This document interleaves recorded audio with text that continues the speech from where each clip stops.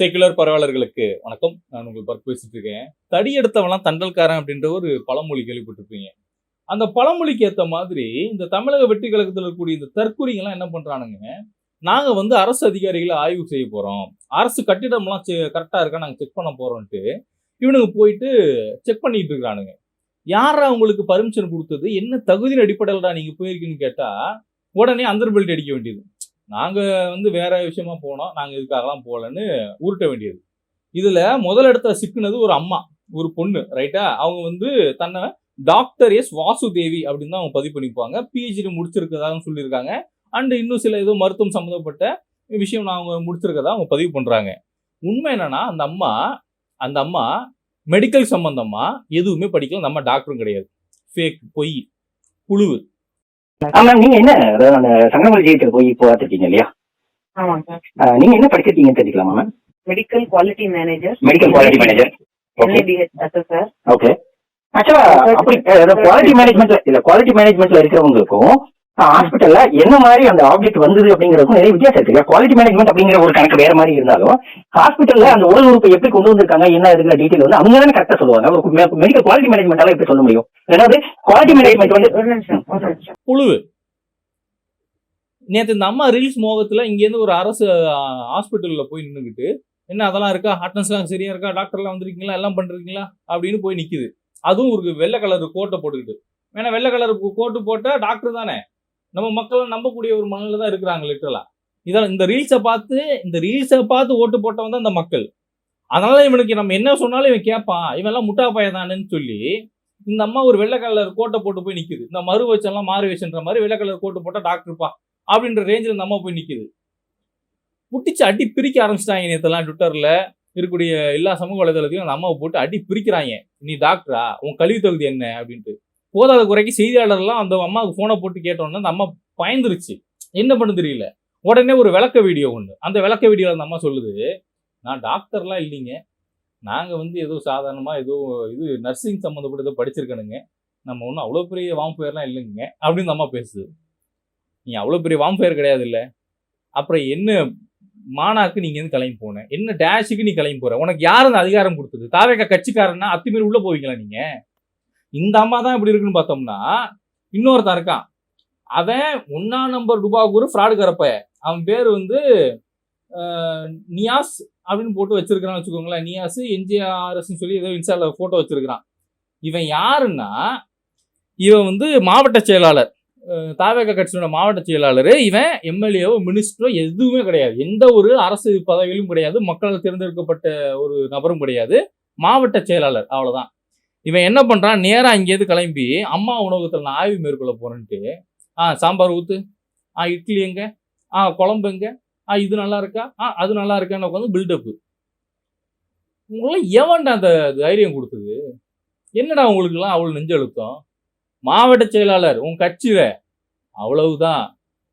அரசாலேயோ இல்லை இங்க இருக்கக்கூடிய மக்களாலேயோ நீங்க அங்கீகரிக்கப்பட்டவங்க கிடையாது. ஒரு சைடு அந்த கனிமொழி அப்படின்ற அந்த தாவேக்காவனுடைய எம்எல்ஏ, மக்களால் தேர்ந்தெடுக்கப்பட்ட ஒரு நபர் என்ன பண்ணுது, அரசு அதிகாரிகளை அவங்களோட வீட்டுக்கு கூட்டு உட்கார வச்சுக்கிட்டு அந்த அம்மா பில்டப் கொடுக்குது, ரீல்ஸ் போடுது.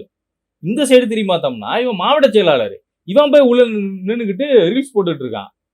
இன்னொருத்தன் இருக்கான், அவன் யார் என்ன அடையாளம் தெரியல. ஆனா கேட்டா நான் தாவேக கட்சிக்காரன்ற பேர்ல ஒரு அரசு அலுவலகத்துக்குள்ள பூந்து அங்க இருக்கக்கூடிய அரசு பெண் அதிகாரியை போய் மிரட்டுறான்.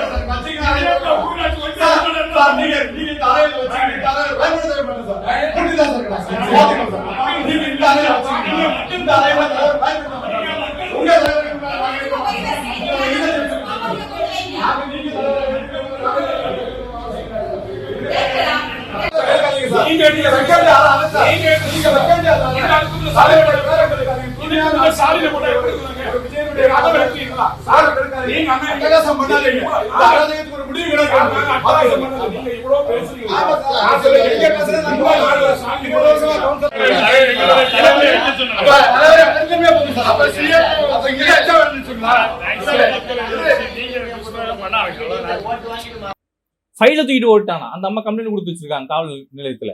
இந்த மாதிரி வந்தான் எங்களை மிரட்டினா ஃபைலை எடுத்துட்டு ஓட்டான் அப்படின்ட்டு. என்னடா பண்ணிக்கிட்டு இருக்கீங்க? தமிழ்நாடு நாசமெத்து நடுத்தெருவில் கொண்டு போய் நிப்பாட்டுறீங்கடா. இதுல இன்ஸ்டால சில பெரிய புத்திசாலி புடிங்கிஸ்ல இவங்கெல்லாம் வந்து உட்காந்து சொல்லிட்டு இருக்காங்க, நீங்க நாமக்கல்ல தான் நாங்களும் உட்காந்துட்டு இருக்கோம், நாமக்கல்ல எங்க எந்த ஸ்கூல்ல இருந்து மூட சொன்னாங்க, ஆதாரம் காட்டுங்க அப்படின்றானுங்க. ஆதாரம் தானே வேணும், இந்த இருக்கு ஆதாரம். ஸ்கூல்ல ஒரு இஷ்யூ என்ன அப்படின்னா, பக்கத்துல வந்து ஒயின் ஷாப் வருது, அதுக்காக வந்து அந்த எஃப்எல் டு பார் வந்து வருது. இங்க ஏற்கனவே கவர்மெண்ட் பார் அங்க இருக்கு, இங்க எஃப்எல் டு பார் வருது. இந்த பார் வரதுனால இது வந்து சாக்கடை கடையை யூஸ் பண்றதுக்காக இந்த ஸ்கூலை வந்து இமீடியட்டா காலி பண்ணி கொடுக்கணும் அப்படின்னு சொல்லிட்டு இடத்துக்காரர் வந்து ப்ரெஷர் போட்டு ஸ்கூல் டிபார்ட்மெண்ட் வந்து எல்லாம் வந்து ஸ்கூலை வந்து உடனடியாக வந்து லாக் பண்ணணும்னு சொல்லி பண்ணிட்டு இருக்காங்க. இது வந்து இந்த ஸ்கூல் ஓனர்ஸ் வந்து ஏற்கனவே வேற இடத்துல வந்து இடம் வாங்கி ஸ்கூல் பில்டிங் வந்து ரெடி ஆகிட்டு இருக்கு. டைமே வாங்கியிருக்கிறாங்க அந்த இடத்தோட ஓனர்கிட்ட. அது பேசிட்டு இருக்கிற நேரத்தில் இந்த மாதிரி சூழ்நிலை இது நாங்கள் காலி பண்ணக்கூடாது, அந்த பில்டிங் ஆனதுக்கு அப்புறம் தான் நாங்கள் காலி பண்ணி கொடுப்போம் அப்படின்னு சொல்லி எல்லா பேரண்ட்ஸும் வந்துருக்கிறோம். இந்த ஸ்கூல்ல 200 குழந்தைங்க படிக்கிறாங்க. 200 குழந்தைங்களுடைய பேரண்ட்ஸ் இப்போ வந்துட்டு இருக்காங்க. ஒருத்தரா பாடு வரதுக்கோசரம் தான் இந்த ஸ்கூலை காலி பண்ணி தர சொல்றாங்க. படிக்கிற குழந்தைங்களுடைய எதிர்காலம் என்ன ஆகுது? இவங்க 6 மாசம் 1 வருஷம் டைம் கேட்டா அந்த டைம் கொடுத்தா அவங்க பாடு காலி பண்ணிட்டு வேற பில்டிங் போக போறாங்க. இதுக்காக வந்து இவ்வளவு பிரச்சனை பண்ணி தேவைதான்? குழந்தைங்களுடைய கல்வியோட வந்து ஒயின் ஷாப் ரொம்ப முக்கியமா?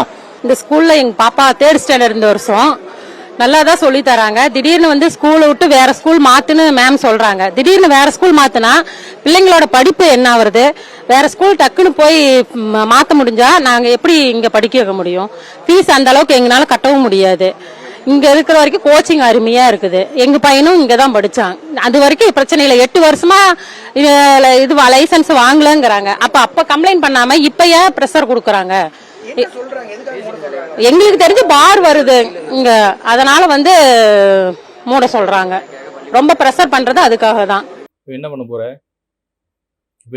ஆதாரம் காமிச்சிட்டேன், என்ன பண்ண போற? இது மனம் புரிய கேவலமா கேட்பேன், அப்புறம் கேடு கட்டுத்தனமா கேட்பேன், மானம் கட்டுத்தனமா கேட்பேன், மரியாதை இல்லாம கேட்பேன், அசிங்கமா கேட்பேன். ஏண்டா என்ன நான் எதுக்காக சில விஷயத்துக்கெல்லாம் நான் வந்து எவிடன்ஸை நான் முன்வைக்காம நான் பேசுறேன்னா, அதெல்லாம் ஓப்பன் சோர்ஸ்.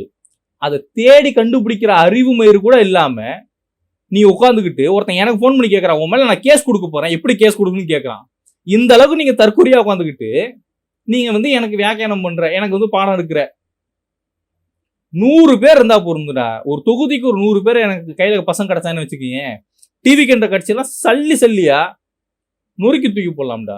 தொகுதிக்கு 100 பேர் கிடைச்சான்னு வச்சுக்க, டிவிக்கெல்லாம் ஒரு கட்சியே கிடையாதுன்னு ஒட்டச்சு தூக்கி போடலாம். அடிப்படை அறிவு மயிறு எதுவுமே கிடையாது, எந்த ஒரு அரசியல் சிந்தனையும் கிடையாது, கொள்கையே கிடையாது, எந்த ஒரு கோட்பாடும் கிடையாது, எதுவும் கிடையாது. தற்கொலைத்தனமா ஒருத்தன் ரீல்ஸ் போட்டுட்டு இருக்கான். ஏதோ ஒரு கிராமத்துல தண்ணி பஞ்சம், தமிழ்நாட்டுல தண்ணி பஞ்சம், அந்த நாய் போட்டுக்க ரீல்ஸை பாருங்களேன். இதை நான் இப்ப பாட்டோட என்னால போட முடியாது, ஏன்னா கத்தி பிஜிஎம் தூக்கி பின்னாடி போட்டு வச்சுட்டு இருக்கான். அந்த ஏதோ கத்தியில தண்ணிக்காக ஒரு பிரச்சனை வரும்ல, அந்த பாட்டை பின்னாடி போட்டு வச்சுட்டு ஒப்பாரி வச்சுட்டு இருக்கிறானுங்க இவனுங்க. ஆனா இப்படியெல்லாம் ஒப்பாரி வச்சு என் வாழ்க்கையில ரீல்ஸ் போட்டு எவனும் நான் பார்த்ததே இல்லடா. தண்ணி இல்லைனா மக்களுக்காக போராடணும்டா ரோட்ல இறங்கி. தமிழ்நாட்டையே காப்பாத்துறதுக்கு எவனோ ஒருத்தன் கிளம்பி வரணும், அந்த அவசியமே இல்லை. அவன் தொகுதி அவன் ஊரை அவன் காப்பாத்தினாலே போதும். நான் என் ஊர் என் தொகுதியை காப்பாத்தினாலே போதும். நல்ல வேலைடா, என் ஊர் என் தொகுதியில தாவேக்க ஜெயிக்கலடா.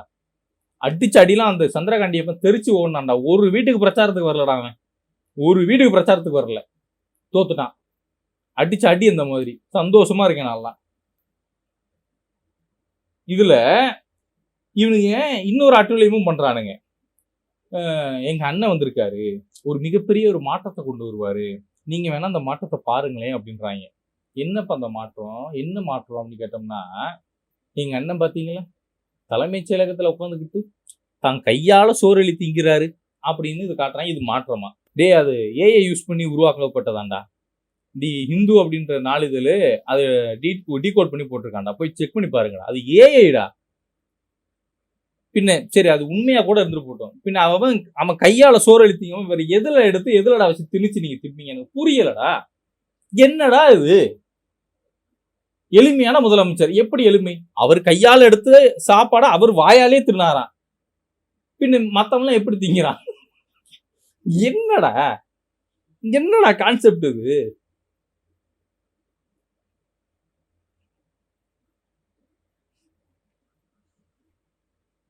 சரி, ஓகே.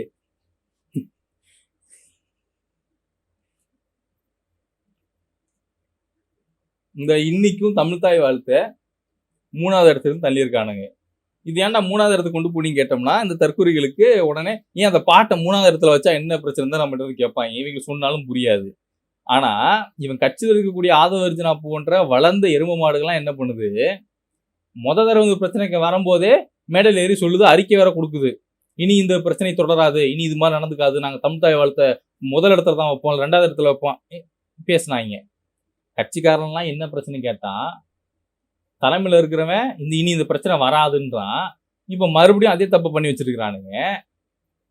ஆனா இப்ப நம்ம கேட்டோம்னு வச்சுக்கோங்களேன், இது ஆளுநருடைய ஒரு பங்கேற்கும் விழா, அதுல மத்திய அரசாங்கம் கொடுத்த வழிகாட்டுல தான் நாங்க வந்து ஃபாலோ பண்றோம். அப்படியாப்பா இதே காரணத்தை நம்ம ஹிந்தி திணிப்புக்கும் பிஎம்ஸ்டி மத்திய அரசனுடைய கொள்கைக்கும் கல்விக் கொள்கைக்கும் கம்பேர் பண்ணி பார்ப்போமா? மத்திய அரசு சொன்னாங்க, அதனால இங்க மும்மொழி கொள்கையை வந்து நாங்க ஆதரிக்கிறோம், தமிழ்நாட்டுக்குள்ள அனுமதிக்கிறோம். மத்திய அரசு சொன்னாங்க, அதனால நாங்க வந்து பிஎம்ஸ்டி கல்வி கொள்கையை வந்து நாங்க வந்து உள்ள கொண்டு வரோம் அப்படின்னா இது கரெக்டா இருக்குமா?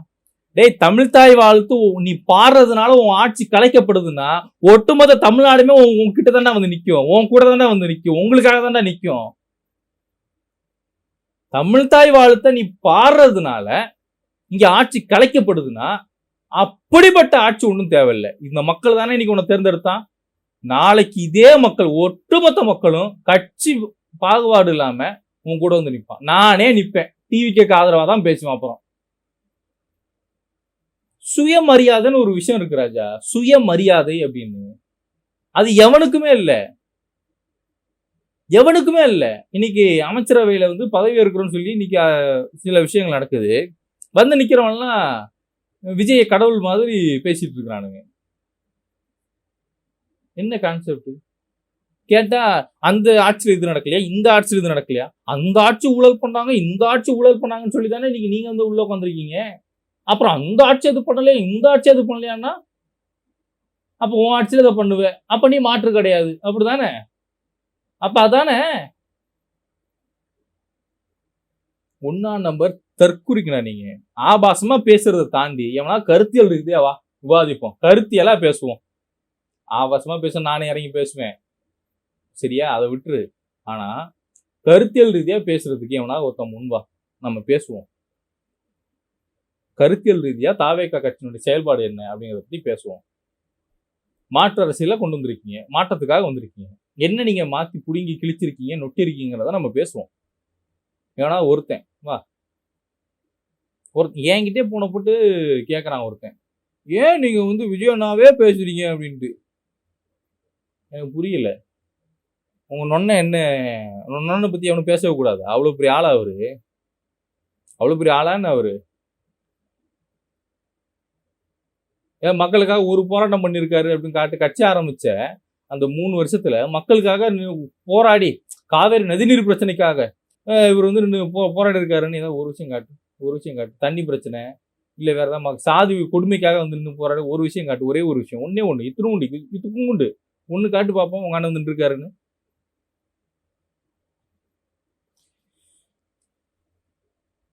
அவன் நடிகன், நீ அவனுக்கு ரசிகன், அவ்வளவுதான். அதுக்கு மேல ஒரு மண்ணும் இல்லை. பத்திரிகையாளர் சந்திப்பு உங்க அண்ணன் என்னைக்கு நடத்துறானோ அன்னைக்கு நான் ஆளா போய் மைக்க தூக்கிட்டு போய் நிற்பேன். யூடியூப் சேனல்லாம் நாங்க வந்து பத்திரிகையாளர் சந்திப்பை நாங்க நடத்த விட மாட்டோம் அப்படின்னு சொன்னான்னா அன்னைக்கே பிரச்சனை நடக்கும். டெஃபினட்டா நீங்க பிரச்சனை நடக்கும்.